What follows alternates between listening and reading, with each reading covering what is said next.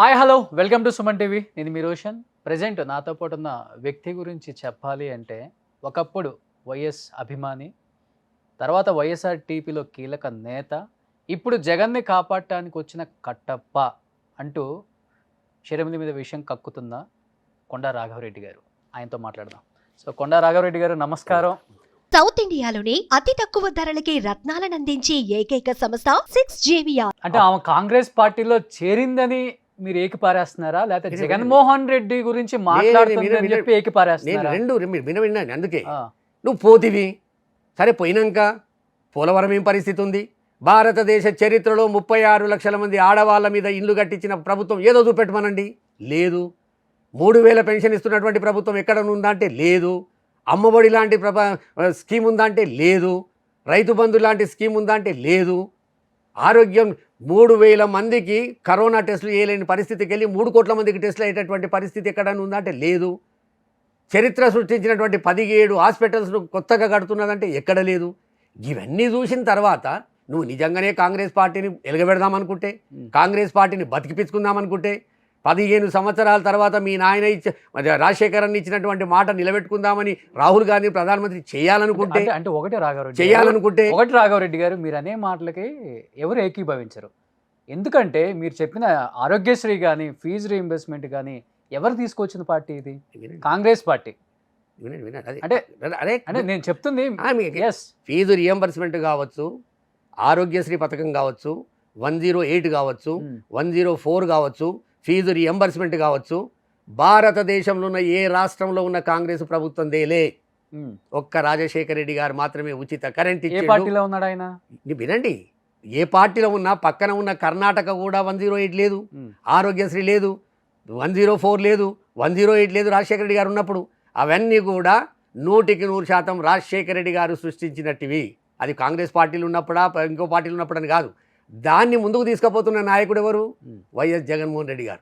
చివరికి ఎంత దిగజారి చెప్పండి. వినండి, వాటిని ముందుకు తీసుకోవాలి చెప్పండి. నేను జగన్మోహన్ రెడ్డి గారు ఇవన్నీ పెట్టినని చెప్పట్లేదు కదా.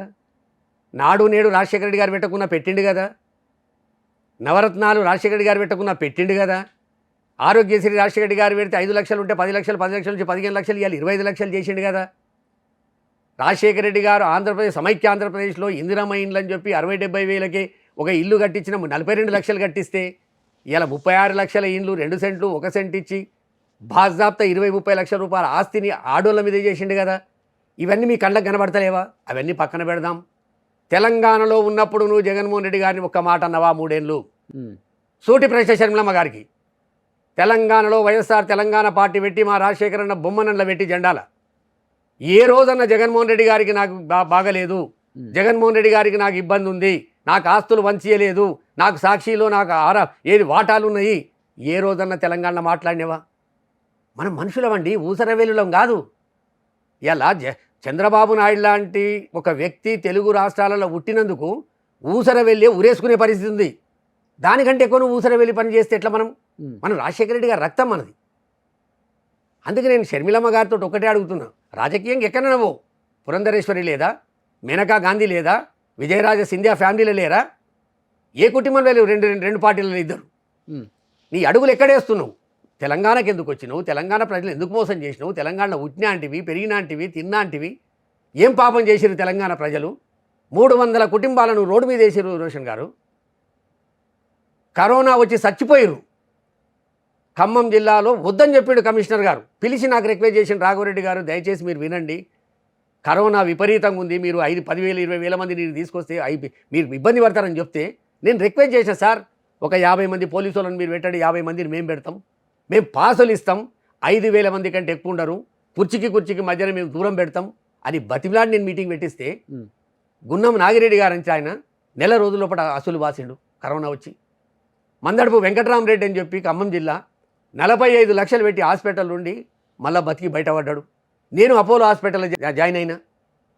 ఎన్ని కష్టాలు పడ్డాం, ఎన్ని పడితే చివరికి ఏం చేసినాను? తెలంగాణలో కాంగ్రెస్ పార్టీలో విలీనమై, తెలంగాణ ముఖ్యమంత్రి సమక్షంలో విలీనమైన, తెలంగాణ పీసీసీ ప్రెసిడెంట్ సమక్షంలో విలీనమైన శబాష్. అప్పుడు నేను కాంగ్రెస్లో చేరకపోదా, పక్కకుందునా, నేను పక్కకి వెళ్ళిపోదు. మాలాంటి వాళ్ళని పక్కన కూర్చోబెట్టుకొని పక్కన ముందు నిలబెట్టి ఇక్కడ ఉన్న తెలంగాణ ప్రజలను నమ్మించి నట్టేట ముంచి 3200 కిలోమీటర్లు నడిస్తేవి ఏది కాంగ్రెస్లో మెర్జీ చేయడానిక? ఆంధ్రప్రదేశ్లో పీసీసీ ప్రెసిడెంట్ తీసుకొని అక్కడ ఉన్నటువంటి రక్త సంబంధం ఉన్న మనిషిని రక్షాబంధన కట్టి దీవించవలసినటువంటి వ్యక్తివి నువ్వు శాపనార్థాలు పెడతావా? మాట్లాడు రాజకీయంగా. తెలంగాణలో ఉన్నప్పుడు సాక్షిలో నాకు సగభాగం ఉందని చెప్పలేదే? నువ్వు సగభాగం ఉంటే మరి సాక్షిలో ఉన్నోళ్ళు జైలుకు వచ్చారు, కేసులలో ఉన్నారు, మరి నీ పేరు ఎందుకు లేదు? నువ్వు సగభాగం ఉంటే ఏది పడితే అది మాట్లాడదామా? ఇది బాధతోటి మాట్లాడుతున్నారు రోషన్ గారు. దేనికి డిఫైన్ చేస్తున్నారు? Defend- నేను అడిగేది ఇక్కడ ఒకటే క్వశ్చన్, రాజశేఖర్ కొండారావు రెడ్డి గారు, నేను అడిగేది ఒకటే క్వశ్చన్. షర్మిల గారు కాంగ్రెస్ పార్టీలో చేరారని మీరు డిఫైన్ చేస్తున్నారా, లేకపోతే జగన్మోహన్ రెడ్డి గారికి వ్యతిరేకంగా మాట్లాడుతున్నారని డిఫైన్ చేస్తున్నారు? నా మాటల్లో నీకు అర్థం కావాలి. ఇలా డిఫెండ్ చేసేది ఏముంది? అర్థం వాస్తవాలు అవట్లేదు, వినండి. జనానికి అర్థం కావట్లేదు అసలు. అదే జనాలకు ఎందుకంటే మీరు ఇంకొక మాట కూడా అన్నారు, నేను విన్నాను. జనాలకు అవసరమైతే 1 ఎకరం అమ్మైనా సరే జగన్ కోసం నేను నిలబడతాను, కాపాడుకుంటాను అన్నారు. అంటే మీకు ఎన్ని ఎకరాలకి డీల్ కుదిరితే ఆ మాట అనాల్సి వచ్చింది? లేదు కొండా రాఘవరెడ్డిని కొనేటోడు ఉమ్. ఈ జన్మల పుట్టరిగా. పెద్ద పెద్ద లీడర్స్ మాట్లాడినాం సార్. అది వేరు. ఆ, మేము 1000 ఎకరాలు ఉంటే 10 ఎకరాలకు వచ్చిన వాళ్ళం. ఉమ్, 10 ఎకరాలు ఉంటే 1000 ఎకరాలు సంపాదించిన కుటుంబం కాదు మాది. మా కుటుంబానికి 7000 ఎకరాలు ఉండే, ఉమ్, 14 గ్రామాలలో మాకు భూములు ఉన్నాయి. ఉమ్. ఇలా మా ఇల్లు 3 ఎకరాలు. ఎందుకంటే మీకు మా ఇల్లు 3 ఎకరాలు అన్నది ఇప్పుడు వైఎస్- పెద్ద మంగళారం విలేజ్లో మా ఇల్లు 3 ఎకరాలలో ఉంది. వైఎస్ఆర్సీపీలో కీలక నేతలు కానీ పార్టీ సభ్యత్వం ఉన్న వాళ్ళు కూడా మాట్లాడిన మాటలో మీకు పార్టీ సభ్యత్వం లేదు, వినండి. పార్టీలో ఒక నామినేటెడ్ పోస్టు లేదు, లేదు ఆ? లేదు. మీకు ఏపీకి సంబంధం లేదు, లేదు. కేవలం వైఎస్ఆర్ అభిమాని మాత్రం అని చెప్పుకునే అది కొండా రాఘవరెడ్డి. అది కొండా ఎందుకు ఎందుకు వినండి, ఎందుకు వినండి. అంత వ్యతిరేకంగా మాట్లాడాల్సి కొండా వస్తుంది? రాఘవరెడ్డి గారు ఏం దొరకనా, ఉమ్, వైఎస్ రాజశేఖర రెడ్డి గారు దివంగతులైన తర్వాత ఉమ్. 2 పుష్కరాలు వచ్చినాయి. ఉమ్, కృష్ణా పుష్కరాలు, గోదావరి పుష్కరాలు. ఎవరైనా తల్లిదండ్రికి పిండాలు పెడతారు, ఉమ్, సమానులకు పిండాలు పెడతారు. ఉమ్. నేను నా రాజశేఖర్ అన్నకు పిండాలు పెట్టిన. ఇప్పుడు ఎవరింట్లో పిండాలు పెట్టాలని ఇలా మాట్లాడుతున్నారు మరి? లేదు, నేను పుష్కరాలలో పోయి ఆ, పిండాలు పెట్టినటువంటి వ్యక్తిని. Yes. నన్ను ఎవడు కొనడు, ఆ, ఆ ధైర్యం ఎవడు చెయ్యడు. ఉమ్, ఎవడన్నా గిట్ట మాట్లాడితే ఆ దేవుడు చూసుకుంటాడు అని. రాఘవరెడ్డిని కొనడం అనేది ఉమ్, హరిహర బ్రహ్మాదులు వచ్చినా ఇటు సూర్యుడు అటు పొలిచినా కొడుతాడు. ఉమ్. నేను ఇవాళ వరకు చెప్తున్నా, నేను నమ్మిన దేవుళ్ళని అందరి మీద ఒట్టు పెట్టుకొని చెప్తున్నా. ఇవాళ వరకు ఆంధ్రప్రదేశ్కు సంబంధించినటువంటి ఏ ఒక్క నాయకుడైనా, గ్రామ పంచాయతీ లెవెల్ నాయకుడు కూడా నాతో మాట్లాడి ఉమ్. వాళ్ళు సంబరాలు చేసుకుంటున్నారు.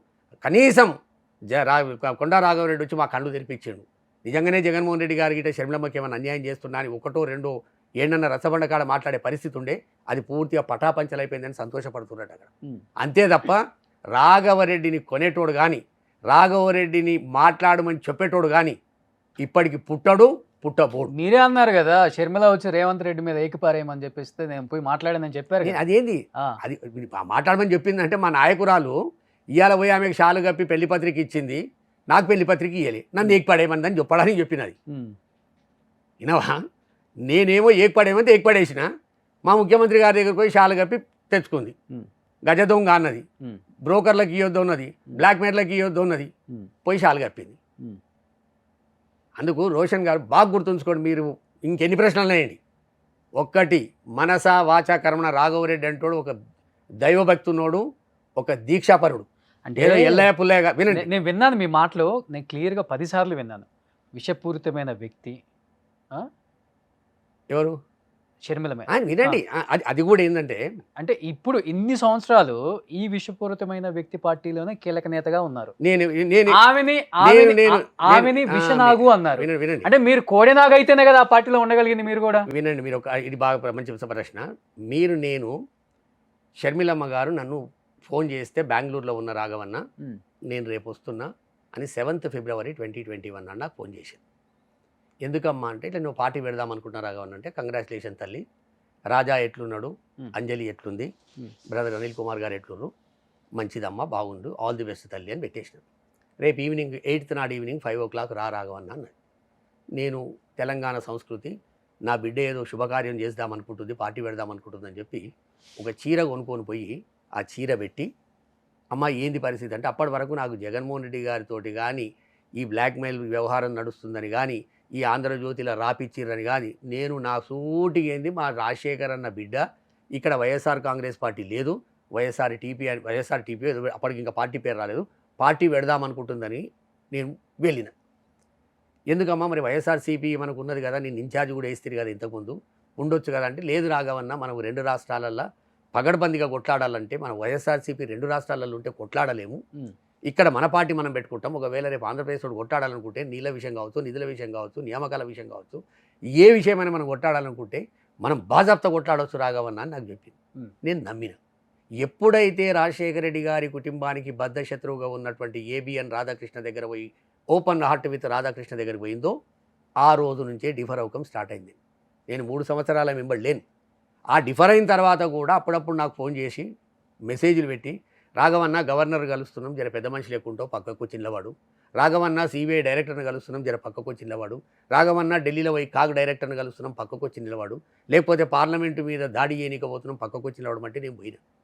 అంతకు మించి ఎప్పుడు కూడా నేను ఆమెతో రాసుకొని పూసుకొని తిరిగింది లేదు. ఎందుకంటే ఎప్పుడైతే రాధాకృష్ణ దగ్గరికి పోయిందో అప్పుడే డిఫర్ అయినా నేను. ఆ రోజు నుంచే నేను వెనకడుగు వేసుకున్నాను.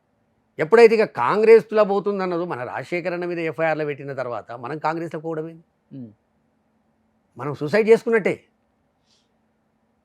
ఇప్పుడు విజయమ్మ గారి మనసు ఎంత బాధ అవుతుంది. అందుకు డిఫర్ అయినా తప్ప నేను ఏ రోజు సాక్షి డిబేట్లో కూడా కొంత భావోద్వేగానికి గురైన కొన్ని మాటలు తప్పుగా దొరలొచ్చు, ఏది విషనాగను ఇంకోటను.